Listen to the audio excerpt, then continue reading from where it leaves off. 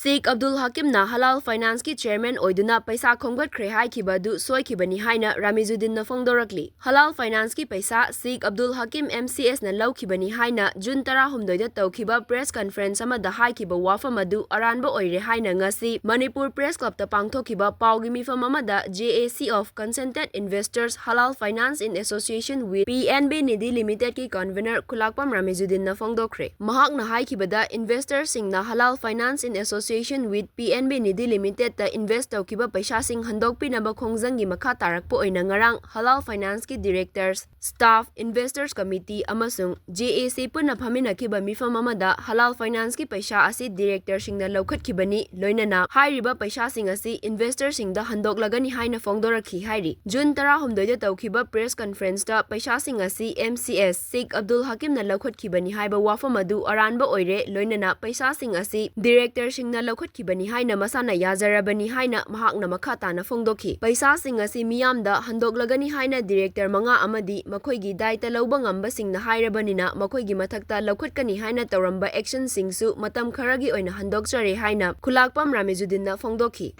Haribani michida Halal Finance ki paisa laukhatkibada maruoina chenaba director sing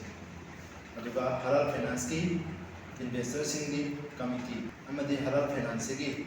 joint action committee hariba singsi apunba joint meeting amada director singna Halal Finance ki paisa se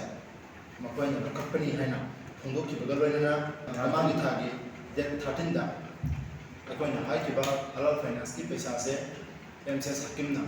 laukibani habado madu aranbo ore Halal Finance ki paisa se director makaina company haina masana yazarabanina Halal Finance ki paisa se Mcs Hakim na lakappu oidre loinana ngarang meeting da director singna makha tarakpada mayamgi paisa se athubada singlagani haina director sing amadi makhoigi daita lobu ngamba mihut sing yauna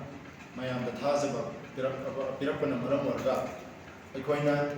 Halal Finance ki paisa lakhatkibada chenaba aroina director singi matakta lakhatkani haina toramba action singasu ikoi matam khara action lakhattaba haina investor sing amatoni yana